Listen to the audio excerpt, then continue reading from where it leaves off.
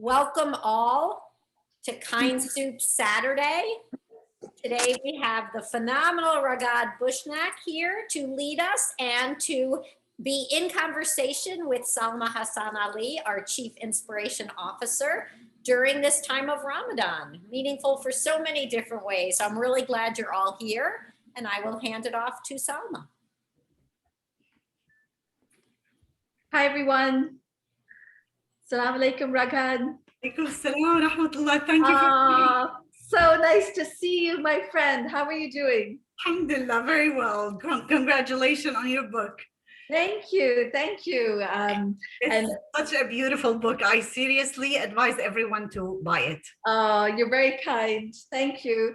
I think, assalamu alaikum, Rahma. Good to see you and good to see everybody. The book that Raghad is mentioning, I think some of you know, I've just published a book and it's called 30 Days, Stories of Gratitude, Traditions, and Wisdom. And it's Raghad's story is included in that book. There was one year where I focused on refugee stories and inspiring people. And Raghad is one of the most inspiring people I know. And I'm so excited for you all to meet her today as we cook soup together. It's, as Deb mentioned, it's the month of Ramadan, which is the month where Muslims fast from dawn until sunset. We don't eat or drink, and yes, not even water. That's often the first question that we're asked. It's a very special month in which the Quran, our holy book, was revealed. It's a month where we try and be grateful for everything that we have, and we try and sort of up our game, be extra kind, extra generous, extra charitable, just do good deeds and feel our blessings by doing more for other people. And so today is extra special for us to be able to do good during this month, to feed those in need, to cook together as a community. So thank you for this opportunity to be together. Raghad, please tell us a little bit about the soup that we'll be making and perhaps just start us off so we can. So lentil soup, this is like very famous in Syria, Palestine, Jordan. It is, we use as you see here, the red lentil. And in Syria, we have another recipe for the dark lentil that comes with meat. But for this, it is like a very easy. And I chose this seriously for Ramadan because people are fasting, they're running errands and they don't have much time to put that fancy meal, but this is still considered as a fancy meal. So this is good. We usually eat, beside it, we eat kibbeh, or we eat those small pies, cheese pies or meat pies. It is, or you can eat it alone as an appetizer, and then you have the main course. So today we're gonna have 1 cup of red lentil, and then I'm gonna just turn this. So Raghad, we've actually tripled the recipe that you shared with us. So Perfect. Some of us are going to be making 3 cups and triple everything that was in the recipe. So we have a lot extra to share. Excellent. So everything will be cooked today, will be inshallah delivered tomorrow for the refugees. Yes. So just tell us a little bit about that. Actually, should we start cooking? And then I'd like to ask you to talk to us about Mosaic and the work that you do with the refugee community here. Yes, so if you like, we can start cooking, and while it's simmering, we can then have more time. Let us know what to do. Have your bowl ready. This is very simple. You're gonna put everything on top. Wash your lentils. I'm gonna give them a quick wash.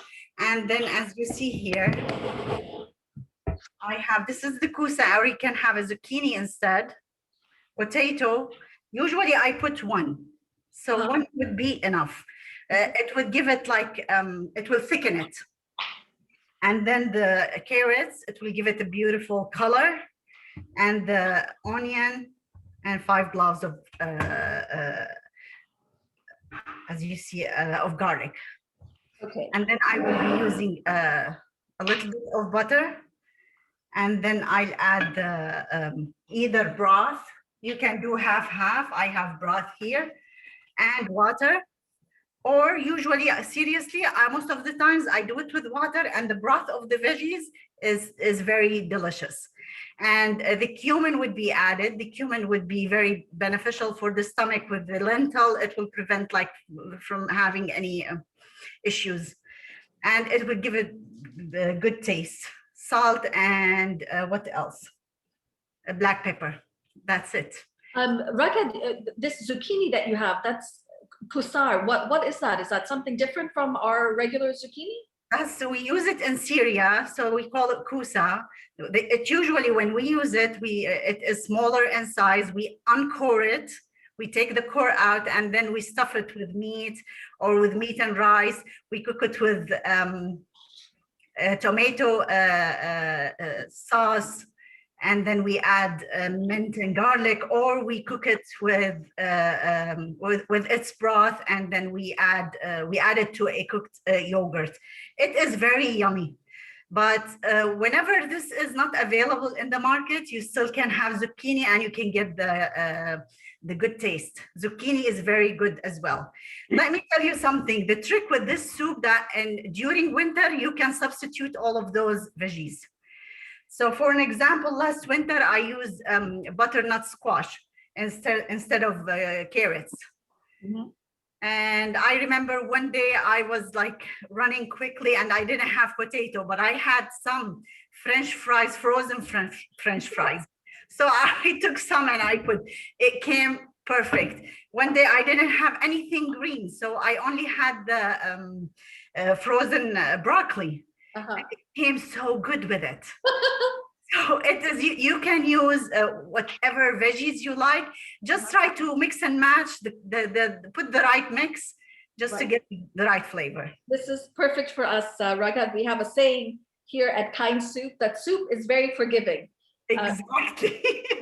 You can add here and there, and it still comes out delicious. So this is our style.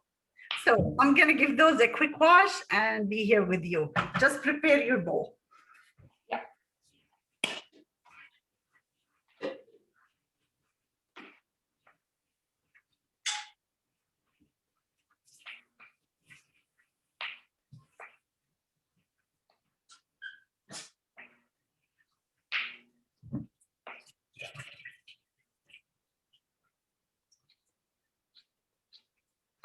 Okay. So I'm gonna just add them all together here. So Raghad, did you put oil in your pot?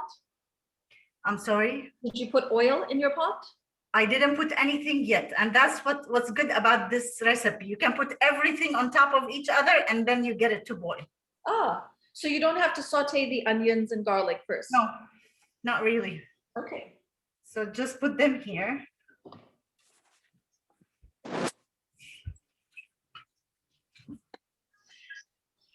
So she's got 5 cloves of garlic. So those of us who are tripling need to do 15, right?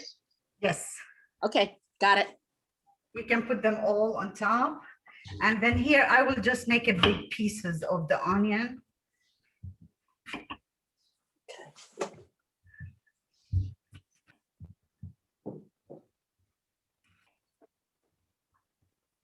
And also just throw them in the bowl.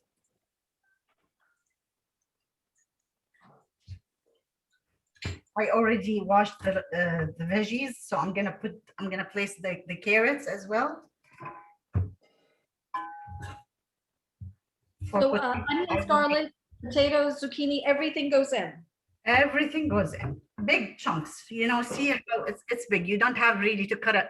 It's just to make it to fasten the cooking process. Okay. Because we will mix all of them in the blender at the end. Ah, right. Okay.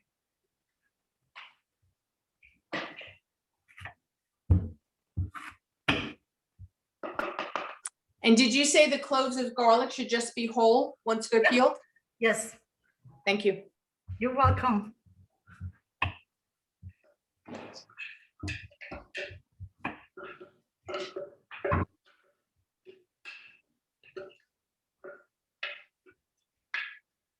So if your veggies are already in, now we can add 2 tablespoons of butter.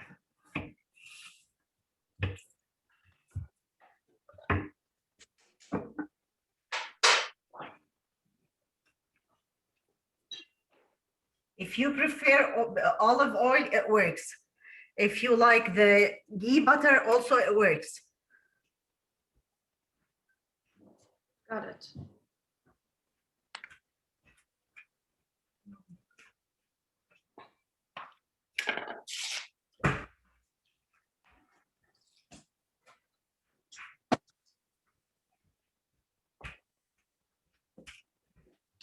This is the ghee butter. It is really good. Usually it is like, the reason people like this, it doesn't have any saturated fat. Uh-huh. So this is, and it tastes good. Yes. Yeah, I use ghee quite a bit now in my cooking. Perfect. I'm preparing my, I'm sorry, I missed that. You use ghee instead of butter. Is that it? yes, if you like. Okay. Yep.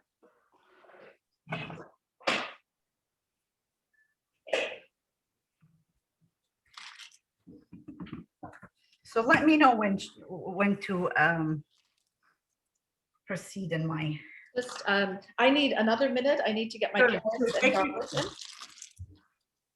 How's everyone doing? The carrots, Raghad, just cut them not too small, the baby carrots? If you have big carrots, yes, cut them smaller. But if you have the baby carrots, Yes, the baby carrots. it's easier for me. So Uh-huh. I bring the baby carrots and leave them, just drop them. Oh, drop them whole, the baby carrots? Okay. Anybody have a sense if I have like grown-up carrots, not baby carrots, what a substitution of 30 of them would be? Yes, so if you're doing like my size, the 1 cup of lentil, then use house size. Can I see it? 1 or 2. Cheryl, I put in 5 because 30 baby carrots is a lot of baby carrots. Yeah, yes. Okay, thanks.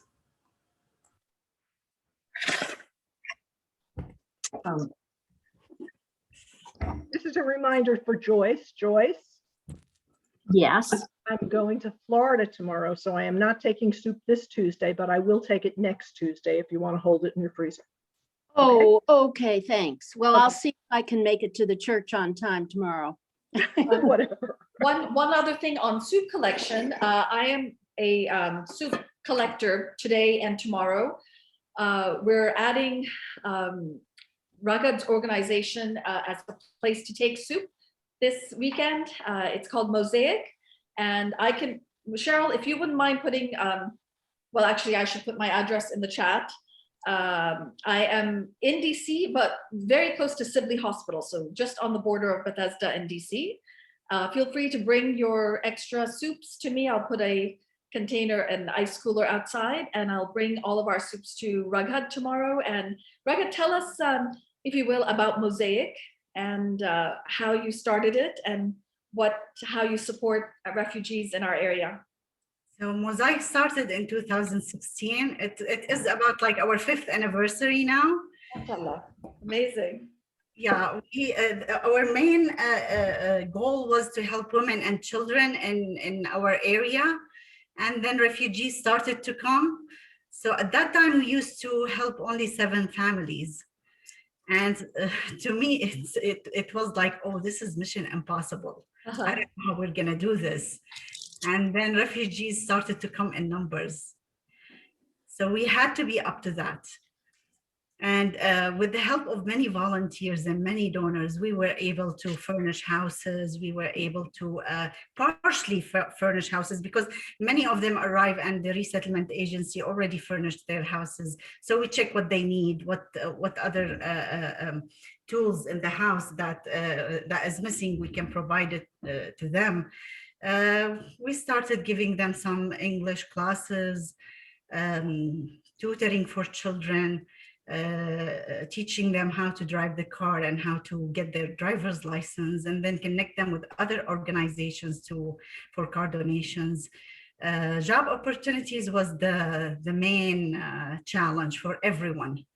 So from my frequent visits to the houses of the refugees, I figured out that they are really good cooks. There are many good cooks among those refugees. So we created Safartas. Safartas is the kitchen, it's mosaic kitchen. So we started to bring business to those chefs. And we were able to provide 36 chefs with orders for a long time. Many of them decided to leave this after they had some stability, and like whether her husband had a good job or she had babies and she decided to stop doing catering business. But 7 or 8 of them continued.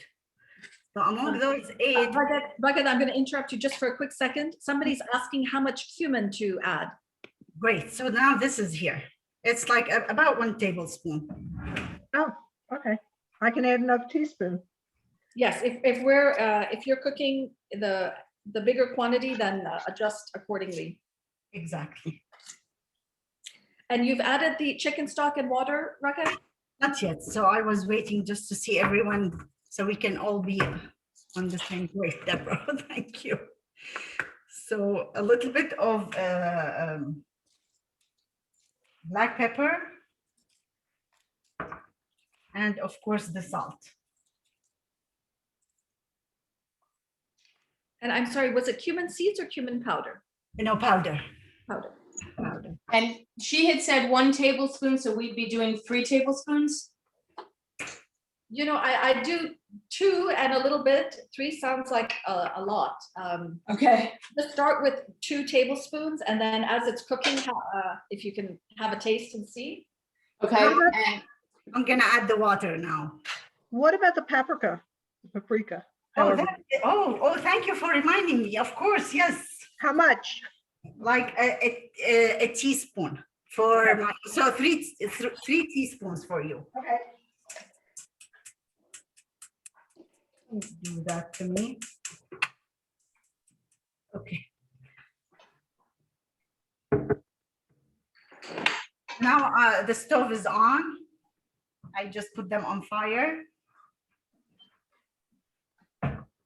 And I'll cover them. In a little bit, I will cover them. I may have missed this. Is there a reason for using baby carrots instead of just cutting up carrots besides convenience? Yes, that is it. Yani, that is a choice. Thank you. I usually have difficulty cutting like hard veggies. So that's why I use the baby carrots. Thank you. You're welcome.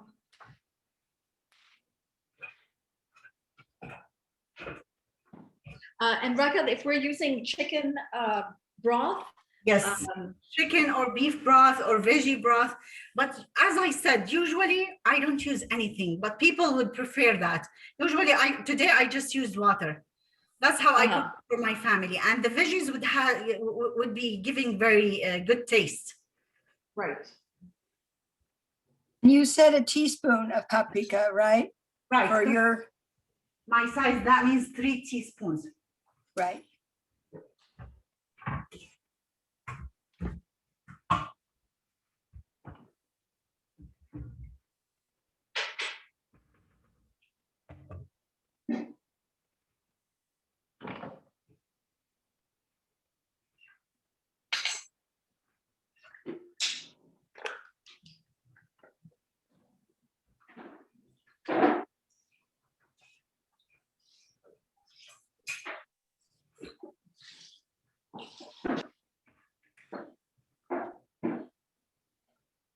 Does anyone know? And how- just to clarify, the lentil goes in with the veggies now, correct? Everything, all of the It ingredients. seems too easy. It just seems too easy.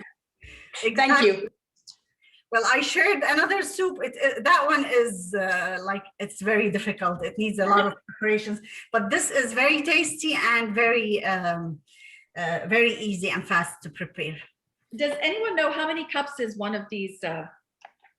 Maybe it says here somewhere. The plastic bag at Giant, which is the same size as the lentil bag, It is that's this 4 big, cups. is 3 cups. It worked out fine. But the thing I'll tell you is if you haven't soaked your beans, even if you've washed them, they do create a lot of foam because I had to scoop off foam while I was boiling. Okay. Anyone have more questions before we start hearing from Raghad and her story? Quick question. You may have mentioned it when we do the potato, are we peeling it or throwing it in with the skin? Yes, please peel it. Okay.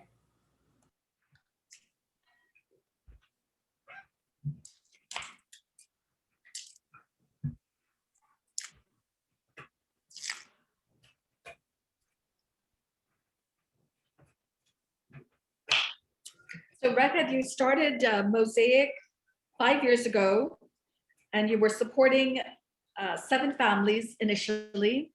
You thought that that was overwhelming, and how would you possibly manage? Now you are supporting over 200 families.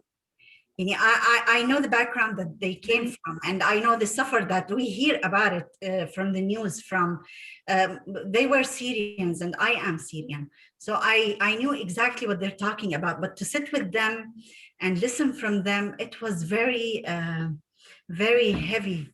So I didn't know where to start with them. It felt like mission impossible at the beginning, but then when we just started, God started to send aid. Volunteers, ideas, donors, furniture, everything. Amazing. And now how many families do you support? So in our data, we have 220 families. MashaAllah. Last family arrived last September 2020. And we were shocked when we received this family during the Muslim ban. But of course, at the same time, we were very glad. So this family lives in Baltimore now, and we have started all over the same process. Amazing. Are these all Syrian families that Mosaic? 220 families, mostly Syrian. We have Iraqis, we have Afghanis as well. But like I can tell you 85% of them are Syrians. And you were saying? And I'm sorry? Right. And the main thing that they need our support with is finding work. Yes. Let me tell you something. Those refugees, when they come in, United Nations would not choose any of those families unless someone in the family has permanent disability. So this is the scale of accepting any refugee into the program, into the refugee program of the United States to travel somewhere, to go and reside in a different country. So you have to imagine that every family there is someone, whether it's the man or the wife or the one of the children.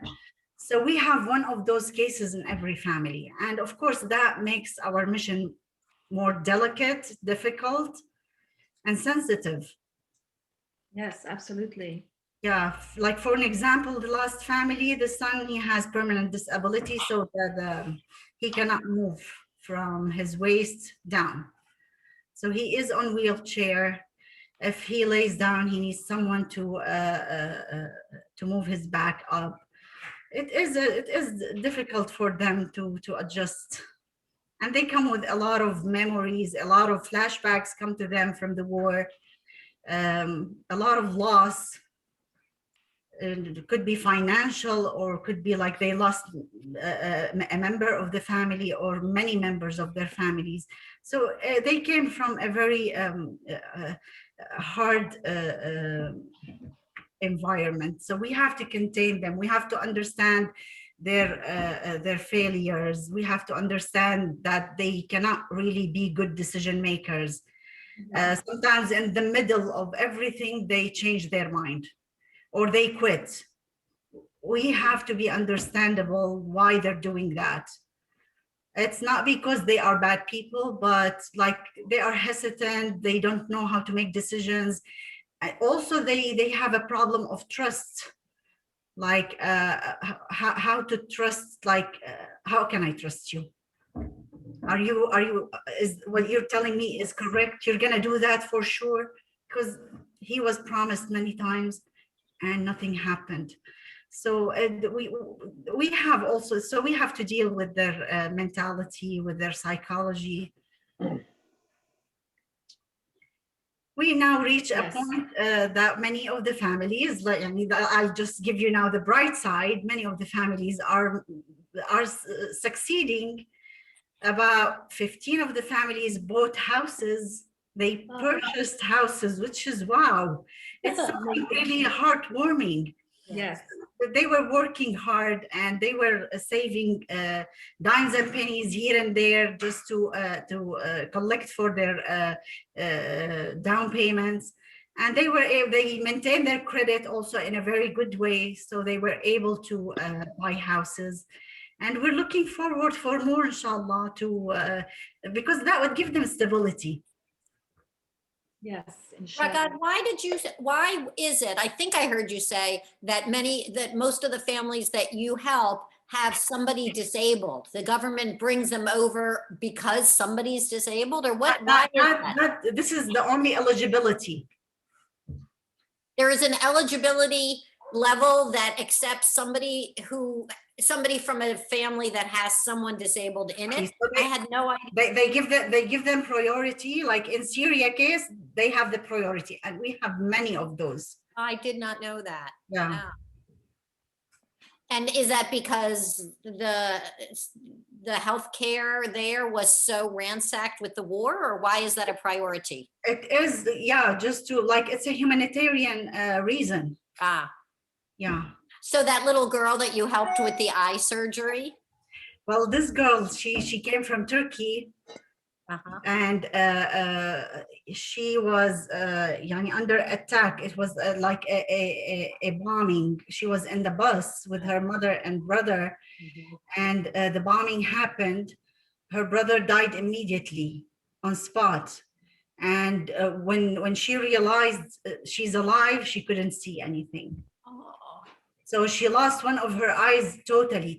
She doesn't have it inside. And she lost it on spot. She had a head injury as well. The second eye she was able to see with, but because of the delay in treatment, until they took her to Turkey, and from Turkey then she started to see doctors, and then she came here. It was a long time for her. So she lost vision in the second eye as well, unfortunately. Which is good that we were able to help her. The doctor helped her take all of the residue of the bombs from her head. They were able to patch this area. She missed like the bone here from the skull. So they took one piece from the side of her skull, they sliced it, and they patched this area. So they did some work, some good work on her. She stayed in the state for 6 months. She had 3 surgeries, and her mother could join her after all in the last surgery. Thank God she could join. And it was very challenging. And to be honest, Selma helped us a lot to find, without Selma, we couldn't be able to find a host family for the girl in New York, because her pro bono treatment was happening in New York. So it's, she moved from one host family in DC to one host family in DC, then another host family in Maryland. One of the refugee families took her over. And then when she moved to New York for treatment, she had 2 families who took care of her. How is she doing? She's great now. Her mother sent me her video last month, and she was graduating from one of the programs for blind. She is speaking English, Arabic, and Turkish. Amazing, amazing. She keeps sending me those voice messages in English, and I'm so glad she didn't forget it. Yes, that's amazing. Friends on this call, I just want to just say that the work that Raghad does with refugees in our area, it is the most, she's an angel. I don't know how else to describe her, mashallah. She is just, I spent some time with her. I got to know her a couple of years ago. KindWorks was just starting to figure out what we could do to support refugees that were coming in. And everybody mentioned, speak to Raghad. She is the person who knows so much and deals with families with such care and sensitivity. And so we had this welcome dinner where we welcomed refugee families from different countries, and Raghad helped arrange for families to come and for us to meet them and just really warmly welcome them to our community and to see how we could support them. And since then, I've spent quite a bit of time with Raghad. I wrote this story that's in the book about her. And just those few hours that I was sitting in her home talking to her, I remember her phone was just constantly buzzing.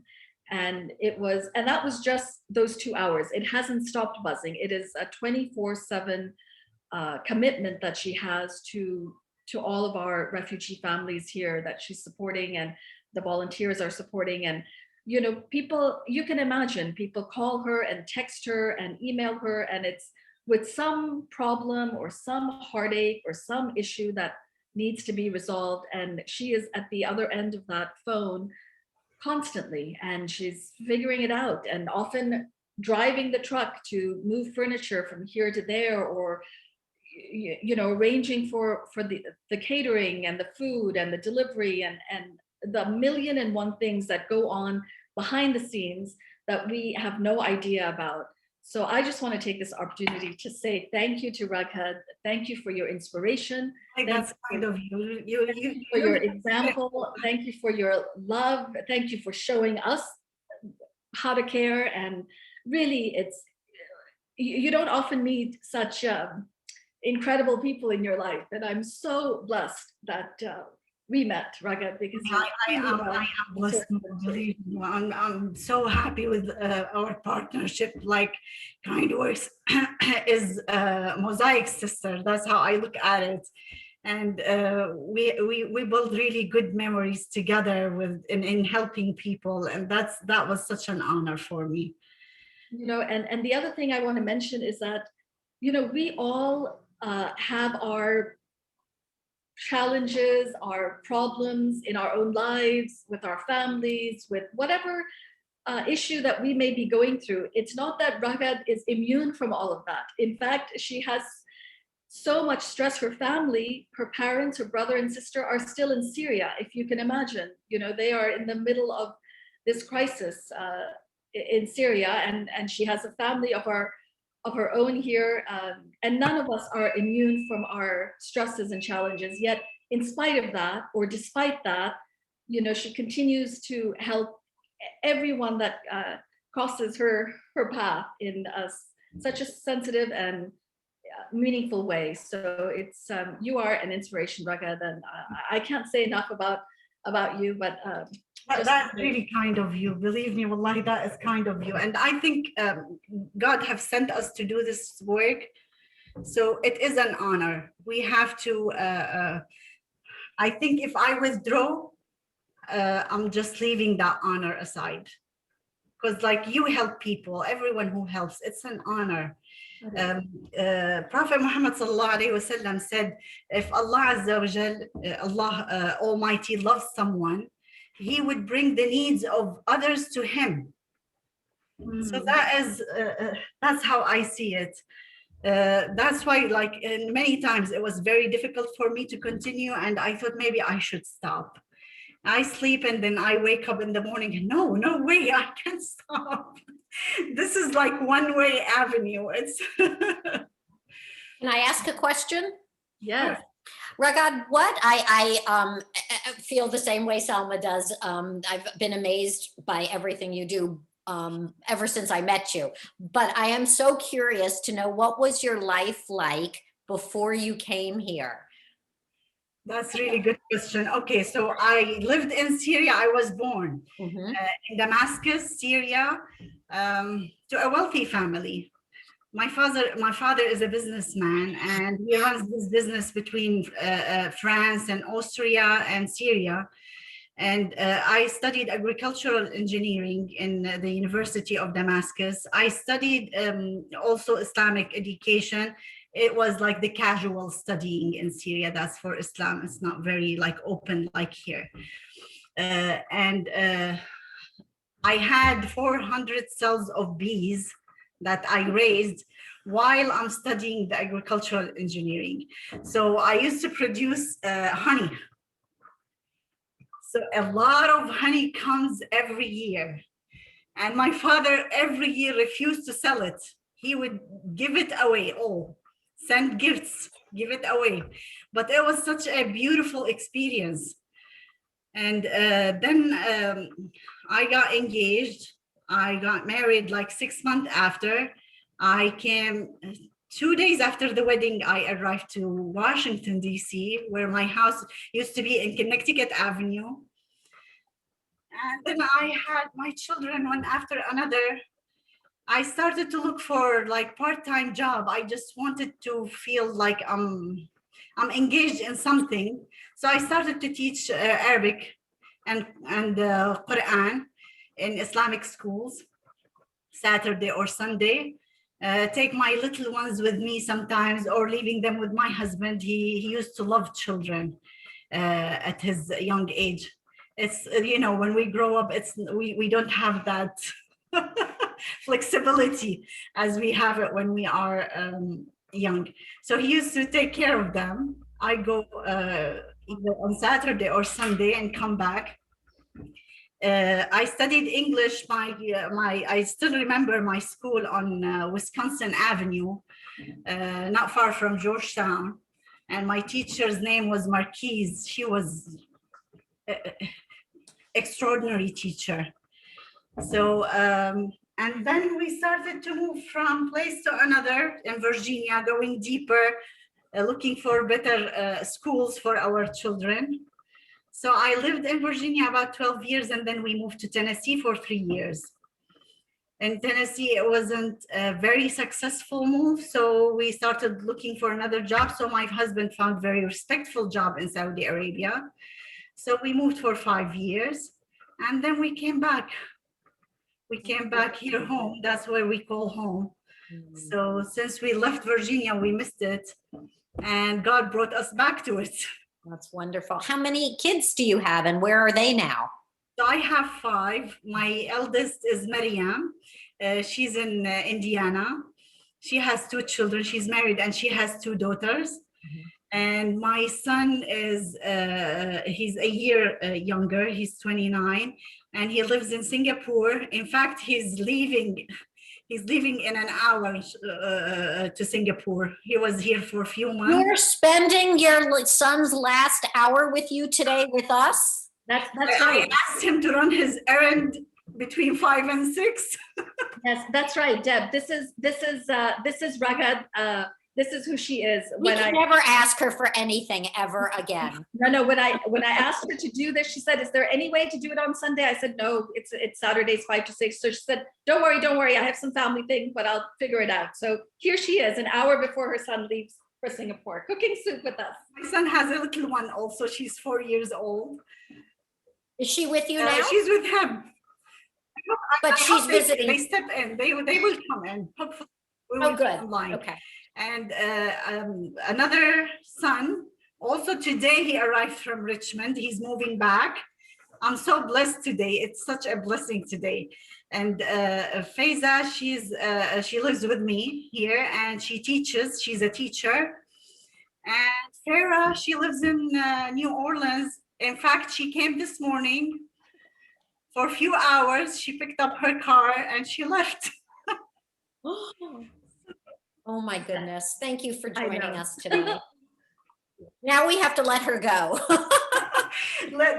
Tell me how is it going? Is it boiling? Yes, it's boiling. So should we leave it to It boil? is very thick.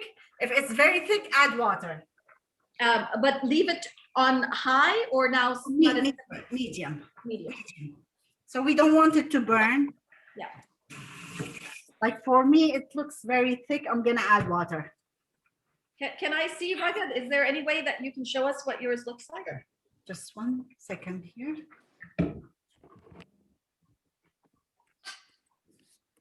Okay, that's how mine looks. So we should add water? Add water, yes.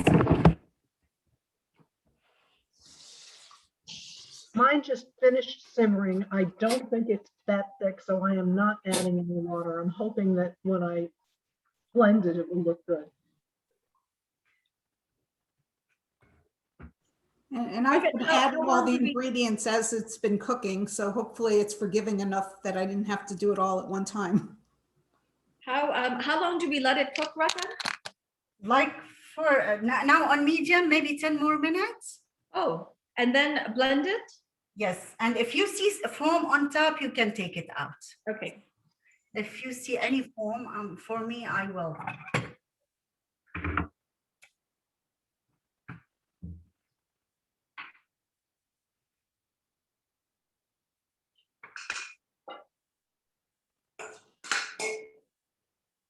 The vegetables should be soft before we blend Yes, it, I guess? yes.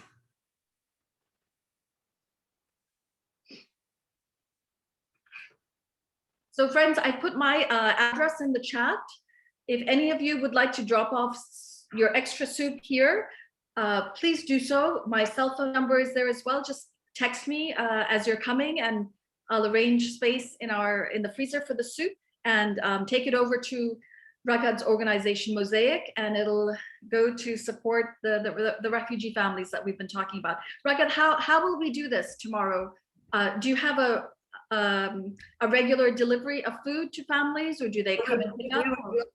We have iftar meals on wheels. It starts tomorrow. Okay. No, it starts on Monday actually. Okay. In the last 10 days of Ramadan. That's how we arrange it. But for tomorrow, yes, I've done some arrangements, so it would be going to refugees in Virginia. Okay, wonderful. So should I bring all of our soup that we collect frozen? Would that be better, or does it not need to be frozen? Not really, not necessarily. It is. Let me open the door. That's my son and my granddaughter. Sure. Sure. And Joyce, you asked about what time. So anytime this evening, anytime tomorrow till about 2. I think I'll go sometime in the late afternoon. And it would be wonderful to collect as many soups as we can from our cooking today, and be part of the, it's called Iftar on Wheels. Iftar is the name of the meal that we eat to break our fast. So it's wonderful to think that families will enjoy our soup as they're breaking their fast. In terms of freezing, Raghad said it's not necessary to freeze, since if you'd like to freeze, if that's easier in terms of transport, please do. If you don't have time to freeze, just bring it as it is, and I can freeze it or not. I'll discuss it with Raghad after our call. What's the best way?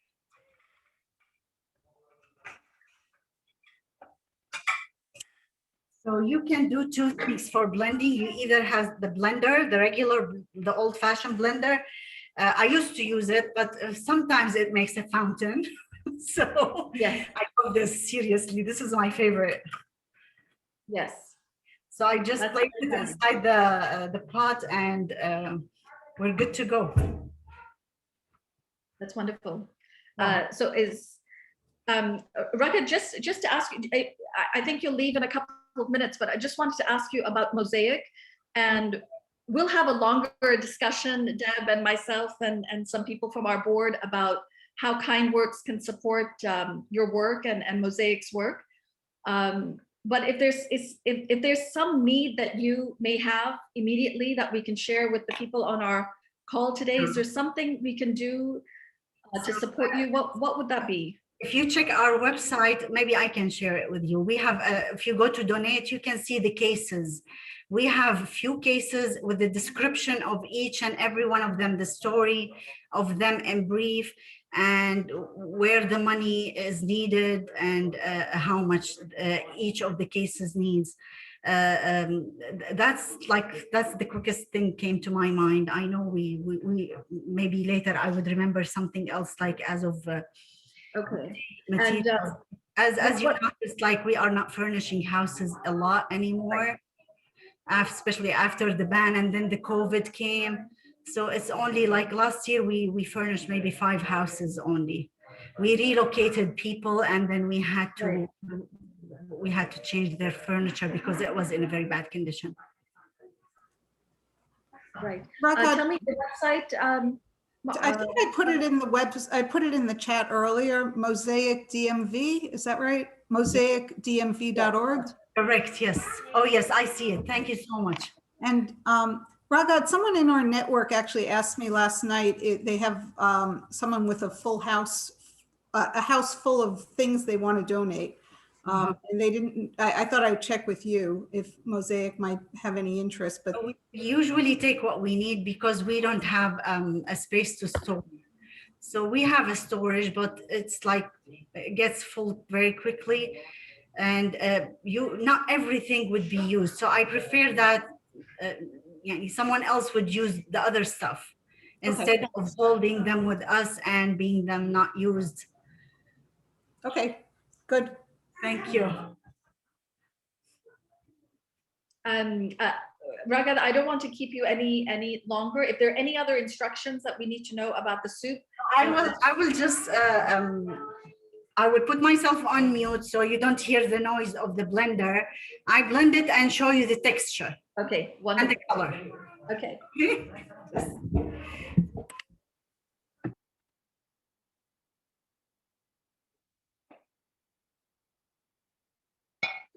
And friends, if you'd like to read my story about Raghad, it's also on my website,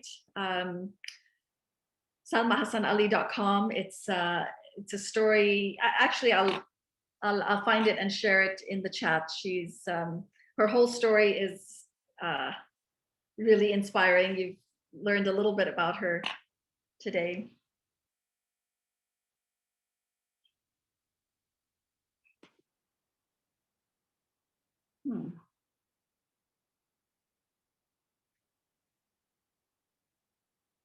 Cheryl, help. You want your website, right? I want her story. How do I don't even know how to open my site while I'm on Zoom. Okay, first here's your site. And then I'm going to try and find the story. Give me a second. Whoops, am I on mute? No, I'm not. Give me a minute. I'll see if I can find her story because I think you posted on Facebook. So maybe there's no, that was just a little, that was just a paragraph. So, but that didn't have a link. Okay.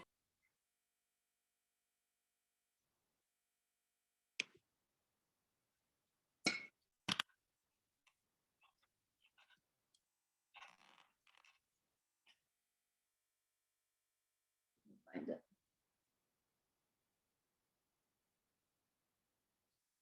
I'll find it, Cheryl. I'm on my site. So I can make it creamier just to show you here. It's like.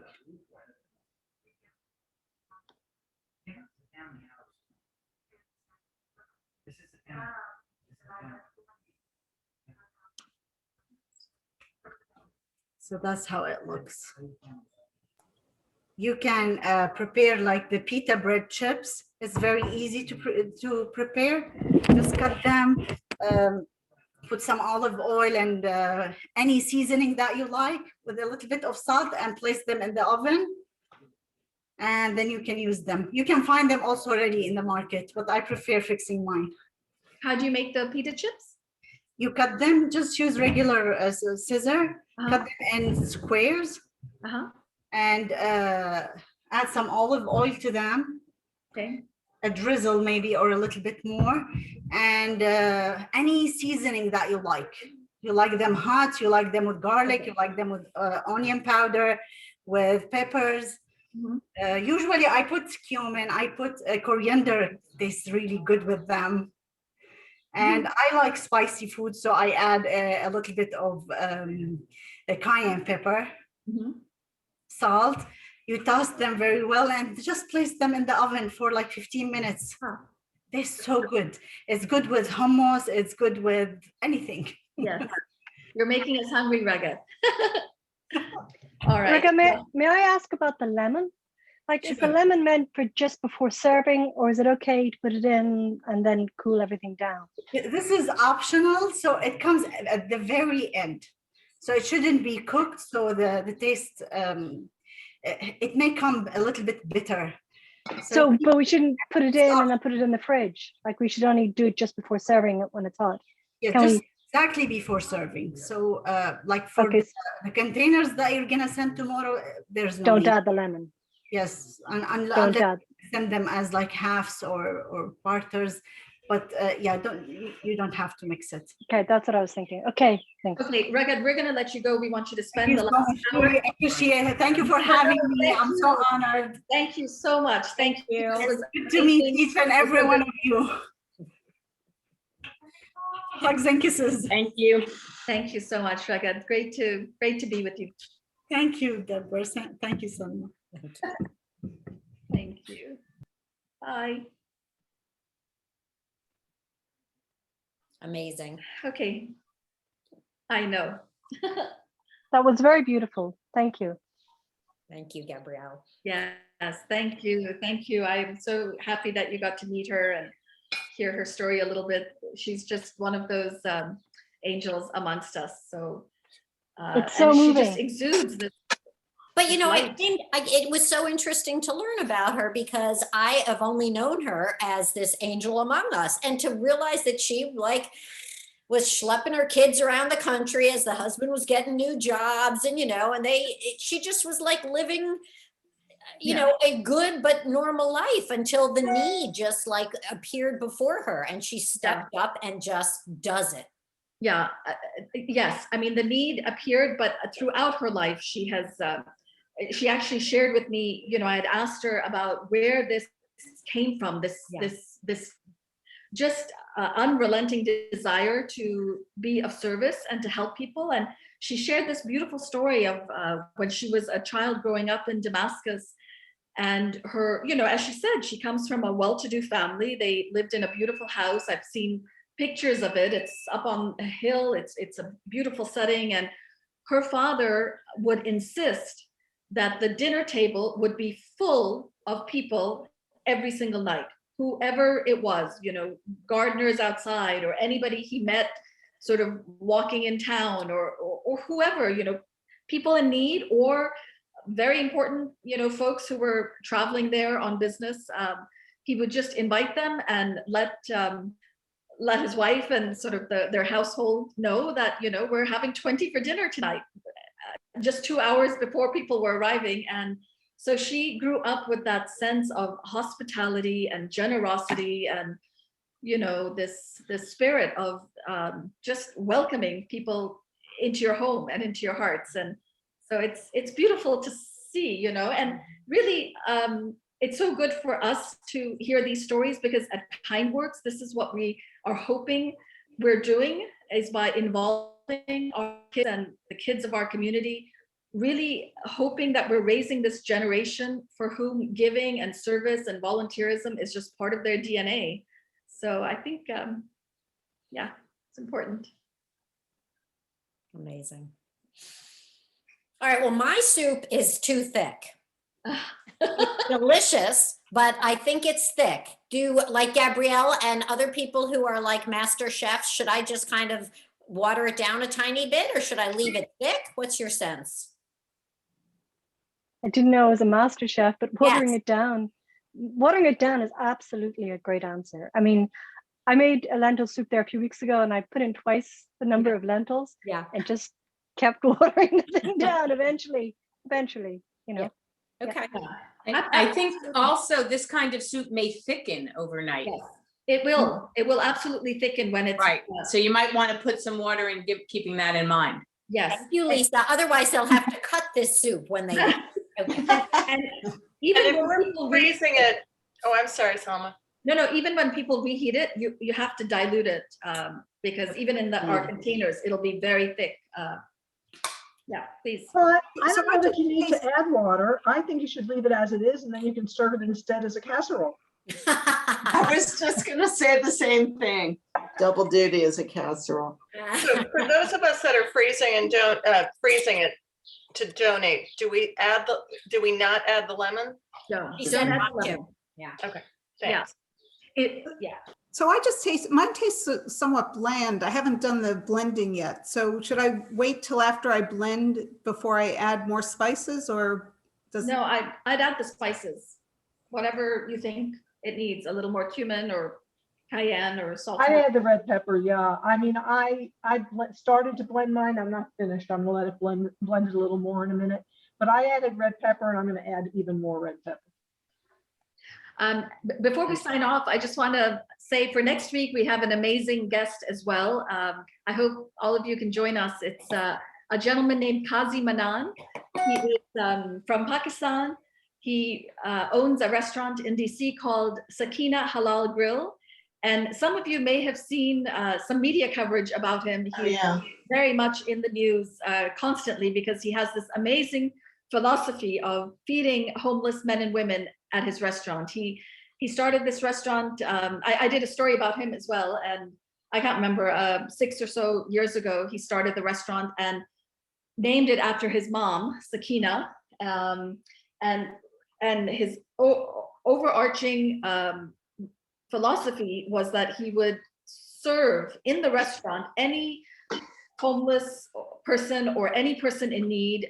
They would come, they would be welcomed, they would sit down, they would receive a menu, they would be treated with dignity like any other guest. And he's right on K Street on this power corridor with all sorts of fancy people all around. And people told him, you know, there's no way you're going to stay in business. Nobody wants to dine next to a homeless person. And he said, okay, those people can leave.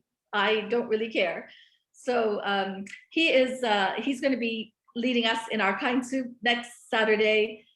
He's teaching us a chicken hot and sour soup, a Chinese soup, Pakistani style. He's in Pakistan at the moment, and I've been WhatsApping him. He's really looking forward to it. So yeah, that should be another fun session and a really inspiring story as well. What, Marge? Is he leaving from Pakistan or is he coming He'll back? be back. He'll be back. He'll be back. Okay. Yeah. Thanks. Sure. Yeah. Inspired by the Afghan cook, I started to take a class with an Afghan refugee on Smithsonian Associates. So I'm doing some geometric art. Beautiful. Wait a minute. Wait, who is that? Who Gabrielle, who you is know, the okay, person? isn't that terrible? I can't remember her name. My third class is tomorrow. Okay, so is it a woman named Sohra Hosseini? Yes, that's her. Yeah.